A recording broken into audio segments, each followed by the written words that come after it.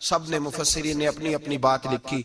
मेरे उस्ताद गिरामी यहाँ फरमाया करते थे, ओ भाई अगर तू दुनिया में अपने बेटे को धूप में बैठा देखे तो तेरा दिल फट जाता है, ये धूप में क्यों बैठा है, इसको शिर्क से बचा, शिर्क अकबर से भी बचा, असगर से भी बचा, खफी और जली दोनों किस्म के शिर्क से बचा।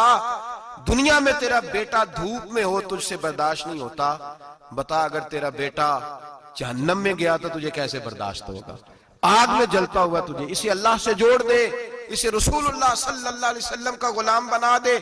मेरे नबी करीम सैयद आलम सल्लल्लाहु अलैहि वसल्लम ने फरमाया, जब तेरा बेटा 7 साल का हो जाए तो उसे मस्जिद लेके जा, 3 साल तक लेके जा मस्जिद, 10 साल का नमाज ना पढ़े तो सजा दे, 3 साल तक खुद अपने हाथों से ट्रेनिंग दे, उसे मस्जिद ले जा, आदाब मस्जिद बता, उसे नमाज सिखा, तू खुद ले करके जा, भेजने का नहीं कहा। फरमाया जब बच्चा 7 साल का हो जाए तो उसे मस्जिद, बड़ी मेहनत करते हैं हम बेटे को बंगला देने के लिए, बैंक बैलेंस देने के लिए, दिन रात एक कर देते हैं, खुदारा से नमाजी बनाने की भी मेहनत करो।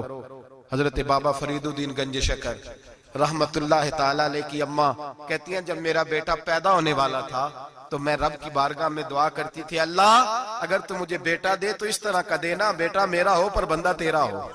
ऐ अल्लाह अगर बेटा देना तो इस तरह का देना, मेरे अल्लाह इस तरह की मुझे औलाद देना कि दूध वो मेरी छाती से पिए पर शुक्र तेरा अदा करे। ऐ अल्लाह अगर बेटा देना तो इस तरह का देना कि कुव्वत रोटी रोजी वो जमीन पे खाए लेकिन इसी जमीन पर वो तेरे दीन का सिपाही भी बने, वो मुजाहिद फी सबीलिल्लाह भी बने। हजरत बाबा साहब कहते हैं मुझे शक्कर पसंद थी, अम्मा बड़े जतन करती है बेटे के लिए, बड़ा कुछ करती है, और बेटे रोटी टाइम पे खाना फला का, कहते हैं मुझे शक्कर पसंद थी। मेरी अम्मा सर्दियों के ठंडे मौसम में उठ के मेरे लिए पानी भी गर्म करती, मुसल्ला भी बिछाती और फिर एक पुड़िया शक्कर की बना के मेरे मुसल्ले के नीचे भी रखती, कहती बेटा नमाज पढ़े तो अल्लाह शक्कर देता है। आप फरमाते हैं मैं रोज नमाज की 5 नमाजों के वक्त मुसल्ला उठाता तो पुड़िया शक्कर की मिलती। स्कूल और मदरसे के मैं अपने क्लास फेलो को भी कहता नमाज पढ़ो बड़ी प्यारी शक्कर मिलती है, कहते मैं रोज शक्कर खाता। एक सवेरे फजर की नमाज में अम्मा ने वुजू तो कराया, मुसल्ला भी बिछाया, पर देहात की वो सादी बीबी जिसका सारा काम ही खुलूस पे मबनी था, जो ऑक्सफोर्ड से पढ़ी हुई तो नहीं थी लेकिन आदाब ममता उसे सारे आते थे, जो किसी यूनिवर्सिटी की सनद याफ्ता तो नहीं थी लेकिन बेटे के साथ किस तरह का रवैया इख्तियार करना ये सारा उसे पता था। कहते हैं सादी अम्मा ने सारे काम किए लेकिन शक्कर रखना भूल गई। बाबा साहब कहते हैं मैं नमाज पढ़ने लगा तो माँ ने ये भी बताया था कि नमाजी के आगे से नहीं गुजरते, नमाजी के आगे नहीं होते। अब अम्मा कहती है मैं मजबूर हूँ, दर्स भी मैंने दिया है, भूल गई हूँ, अब शक्कर रखने जाऊंगी तो पर्दा खुल जाएगा। एक कोने में लग के माँ रोई, बेटे की शिफा के लिए नहीं, बेटे की नौकरी के लिए नहीं, बेटे के अच्छे मुस्तकबिल के लिए नहीं, माँ रोई, आंसू बहे तो कहती क्या है, ऐ अल्लाह मैं इसे अपने आगे झुकाने को जतन थोड़ी करती थी, तेरा बनाने का जतन करती थी। ऐ अल्लाह मेहरबानी फरमा, मेरी पर्देदारी कर, अगर राज खुल गया तो मेरा फरीद नमाज ना छोड़ जाए। बाबा साहब कहते अम्मा तड़पती रही और मैंने नमाज पढ़ के मुसल्ला उठाया, पहले पुड़िया होती थी अब तो पूरा दरिया शक्कर का बह रहा है। फरमाते हैं मैंने वो उठाई शक्कर खाई और मैंने चीख के कहा अम्मा जल्दी आ, आज बड़ी लजीज है, आज शक्कर कोई अनोखी है, और आज तो कमाल शक्कर दी है मेरे अल्लाह ने, एक पुड़िया की जगह पूरा दरिया बह रहा है। बाबा साहब रहमतुल्लाह अलैह फरमाते हैं मेरी अम्मा आई और मेरी अम्मा ने बाजू खोले तो माँ की ममता ही बताती है कि अल्लाह की रहमत किस तरह की होती है। कहते मैंने अम्मा के सीने से लगा तो अम्मा रो के कहने लगी बेटे पहले मैं शक्कर देती थी, आज शक्कर बनाने वाले ने शक्कर अता फरमाई है। सारी जिंदगी पेशानी से सजदे का नूर नहीं गया, सारी जिंदगी वो लज्जत इबादत नहीं गई, इसलिए कि उस्ताद ने डंडे से नमाजी नहीं बनाया था, इसलिए कि पीर साहब ने ये कह के नमाजी नहीं बनाया था कि नमाज पढ़ोगे तो रोटी में बरकत हो जाएगी, इसलिए कि अल्लामा साहब का वो बात सुन के हम नमाजी नहीं बने थे कि जिस नमाज में बताया जाता है कि बीमारियां खत्म हो जाएंगी नमाज पढ़ने से। अम्मा ने रब से जोड़ने के लिए नमाजी बनाया था।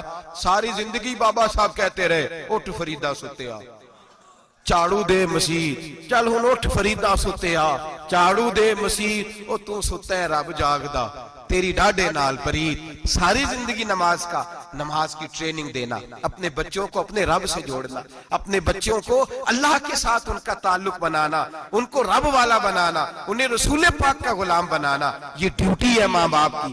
एक बहुत बड़े मुहद्दिस हैं, इतने बड़े मुहद्दिस हैं कि मेरे नबी करीम की मस्जिद नबवी में वो हदीस के उस्ताद रहे। हजरत रबिया बिन अब्दुर रहमान नबी पाक की मस्जिद नबवी में हदीस के उस्ताद हुए। और हजरत हसन बसरी जो जनाब अली के शागिर्द हैं, वो भी हजरत रबिया के शागिर्द हुए। हजरत इमाम मालिक जो 70 साल तक मदीना और मक्का में हदीस पढ़ाते रहे, वो भी हजरत रबिया के शागिर्द हैं। इनके वालिद का नाम था अब्दुर रहमान फरोग।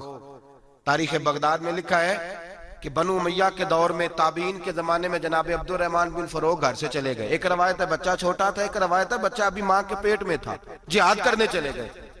उस दौर में यह जिहाद होता था कि एक इलाका फतह किया तो मुसलमान अगले इलाके में चले गए, अगला फतह किया तो अगले इलाके, एक के बाद दूसरे लोग पलट के नहीं आते थे।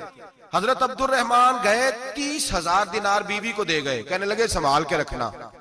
और जिहाद करने निकले तो 27 साल तक घर ही नहीं आए, और 27 साल के बाद आए तो हजरत रबिया मुहद्दिस बन चुके हैं, मस्जिद नबी में हदीस के उस्ताद हैं, बेटा बहुत बड़ा शेख बन गया। वापस आए, हाथ में नेजा है, काली दाढ़ी थी सारी सफेद हो गई, वजूद बड़ा तगड़ा था, कमजोरी आ गई। आए, नेजा पकड़ा हुआ है, घोड़े पे बैठे हैं, मदीना मुनव्वरा में घर है, दरवाजे पे दस्तक दी। हजरत रबिया ने दरवाजा खोला, अंदर दाखिल होने लगे तो कहने लगे बाबा तू किधर घुसता आ रहा है? किधर? उसने कहा तू पीछे हट, तू मेरे मकान पे कब से कब्जा करके बैठा है। बात तेज होने लगी, आवाज थोड़ी बुजुर्गों की बुलंद होने लगी तो अंदर से जौजा ने सुन लिया। वो दरवाजे की ओर से देखने लगी तो पहचान गई, कहने लगी रबिया पीछे हट जा, ये कोई गैर नहीं है, तेरे वालिद गिरामी है, ये तेरे वालिद है। अंदर आए, बाप बेटा मिले, असर की नमाज का वक्त हो गया, बड़ा रोए। 27 साल के बाद बाप लौटा, 27 साल के बाद बड़े रोए। नमाज का वक्त हुआ तो हजरत रबिया जल्दी से वुजू किया, मस्जिद नबवी शरीफ चले गए। जनाबे अब्दुर रहमान फरोग ने भी खाना वाना खाना था, खाना खाने बैठे तो हुक्म देखे शौहर क्या करता है। ये नहीं पूछा कि 27 साल हाल क्या रहा, पूछने लगे मैं तुझे 30,000 दिनार दे गया था, वो किधर है? तो जोजा कहने लगी खाना खा लो, असर की नमाज पढ़ के आओ, फिर बताती हूँ पैसे कहाँ है, आपकी रकम बड़ी अच्छी जगह पे महफूज है। कहते मैं नमाज पढ़ने मस्जिद गया, असर की नमाज के बाद मेरे नबी पाक के मिंबर पर एक नौजवान बैठा है। घर में तो उनका अंदाज टोपी पहनने का था ना, सादे आम लिबास में, मस्जिद नबी में जुब्बा पहना है, सर पे इमामा है, खूबसूरत लबो लहजे में रसूलुल्लाह के मिंबर पर बैठकर, नबी पाक के मिंबर पर बैठकर, पता नहीं आपको इस बात की लज्जत नसीब हो रही है कि नहीं, आम जगह नहीं, नबी पाक के हुजूर के मिंबर पर बैठकर नबी पाक की हदीसें सुना रहे हैं, इतना बड़ा मुकद्दर। कहते हजरत इमाम मालिक जैसे लोग, ख्वाजा हसन बसरी जैसे लोग कागज कलम लेके हदीसों की समाअत कर रहे हैं, उनसे दर्स ले रहे हैं। जनाबे अब्दुर रहमान कहते हैं मेरी नजर उठी, कुछ बूढ़ा हो गया था, कुछ उस वक्त वो टोपी में सादे लिबास में थे, पहचान ना पाया। एक शख्स से पूछा यार है तो जवान पर इसके चेहरे की नौरानियत मेरे दिल को भा गई है तो जवान पर इसका हदीसें बयान करने का अंदाज मेरी तबीयत को घायल कर गया। ये कौन है जो नबी पाक की मस्जिद में बैठ के हदीसें बयान कर रहा है? तो कहते इमाम मालिक कहने लगे बाबा जी चुप कर जाओ, हमारे उस्ताद के बारे में ऊंचे लबो लहजे में बात ना करना, देखते नहीं कितने कितने लोग बैठे हुए खामोशी से। तो मैंने कहा मुझे भी तो बता दो ना है कौन? तो कहने लगे कोई अब्दुर रहमान फरोग नाम के बुजुर्ग हैं, ये उनके बेटे हैं, रबिया नाम है।